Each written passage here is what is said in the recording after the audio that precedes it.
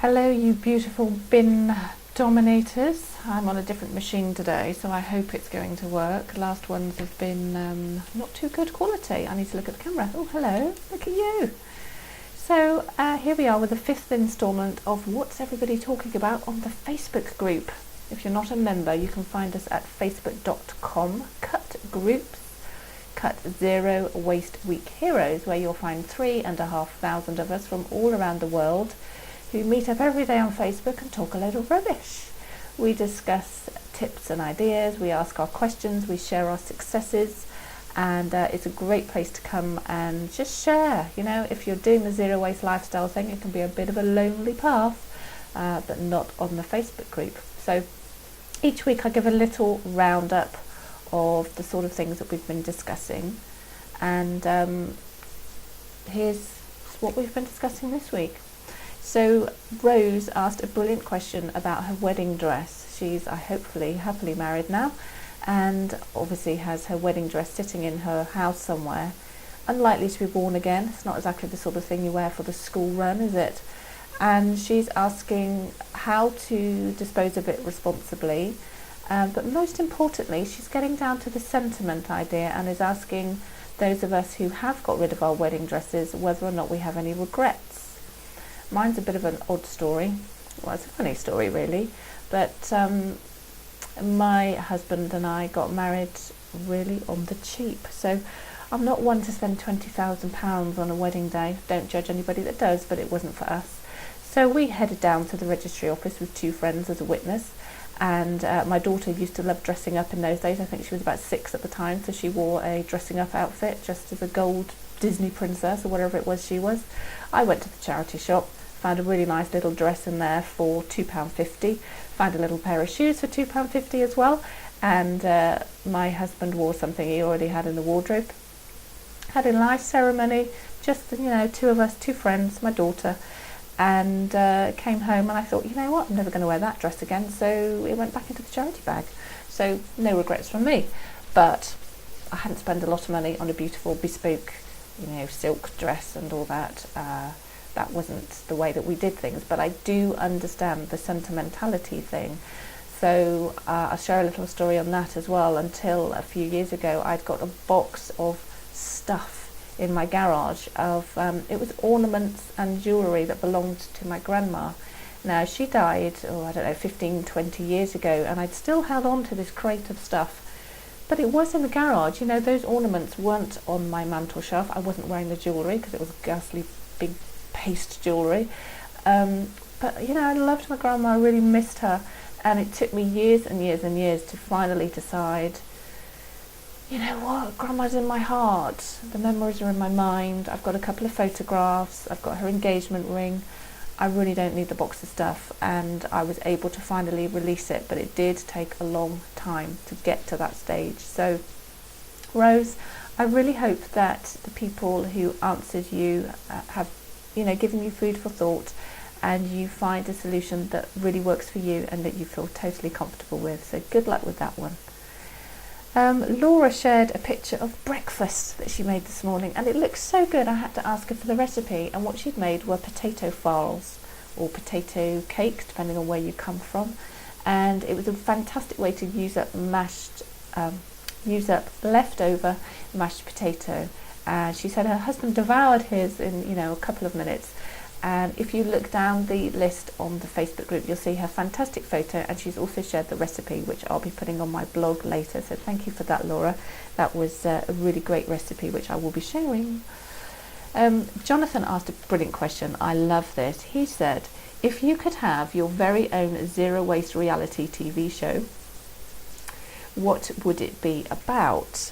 And I thought, that's an odd question, because surely we all know what it would be about, but the conversation got flowing and it was really interesting. I just find it fascinating how never make an assumption that people think the same way as you, because it is so not true. So the ideas were to follow zero waste around the world, you know, different families, different circumstances, and that's something I'm really aware of when I talk, is that I live in England with my own unique kind of set of circumstances. I work from home, so sometimes I've got lots of time, other times I've got no time at all. I've got space to store recycling. I'm quite local to Bringbanks. I'm a car driver, so I can get to places. But it's not the same for everyone. You might be living in a high-rise flat. You might have health issues. You might have, financial constraints that mean that you can't buy the sort of things you want to be able to buy. You might not have facilities nearby, and so everyone's different. The other thing that I'm fascinated about with, particularly around the world, is how we view rubbish. So I don't know if you've heard the idea from gardeners that a weed is just a plant in the wrong place. Well, I'm really coming round to the idea that rubbish is a resource that we don't yet know what to do with it. So that would be fascinating, wouldn't it? To kind of follow zero waste journeys around the world. Other people suggested that we looked at festivals and sporting events. And for the past 2 to 3 years, I've shared pictures on the Facebook group of Glastonbury after the festival. Honestly, the first time I saw those photographs, I cried, because of the sheer amount and the volume of waste was unbelievable. And I'm not talking about beer cans and crisp packets. I'm talking about tents and sleeping bags and clothes, and I don't know what else was there, but it was absolutely astonishing. I know Glastonbury have a particularly good clear up policy, but wouldn't it be great to see what other festivals and sporting events could do, because I would imagine they create a lot of waste, and it's perhaps something that doesn't really get highlighted in the media.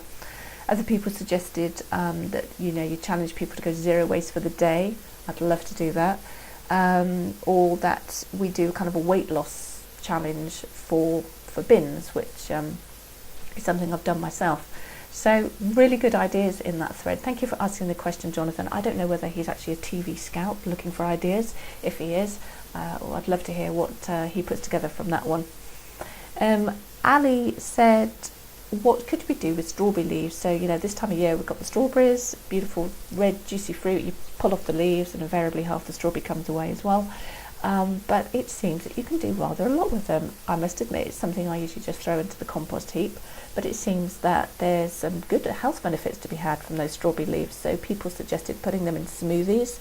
I saw an idea on the internet where you could dry them and make sort of herbal tea from them.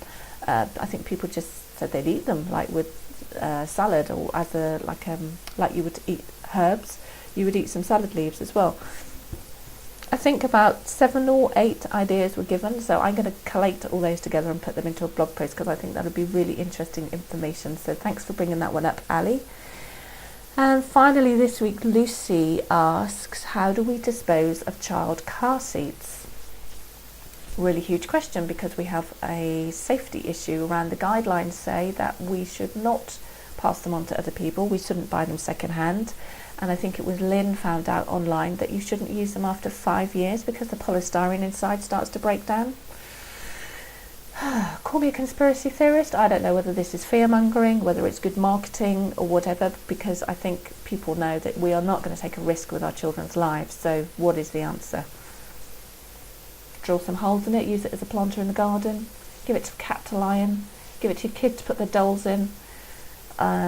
I don't know, but I think the important thing here is there's the kind of call out to the manufacturer to say, hey guys, how about we either rethink the materials we're using, or we design it in such a way that we can take it all apart, break it down into component parts that could maybe then be used, reused or recycled. So yeah, there's not actually an answer. What do I do with it? Some people will give them away on free cycle or to family members, or certainly use them for a second child. But if you're going to follow the guidelines, then you're not going to reuse it, and it's actually a landfill item, which highlights the idea that how many of these things are turning up in landfill? I don't know. Maybe you do. So that's a kind of highlight from what we've been discussing this week. I'd love to see you on the group. I have my goal of having 4,000 of us by the 5th of September this year. So if you're not already on the group, today is the day.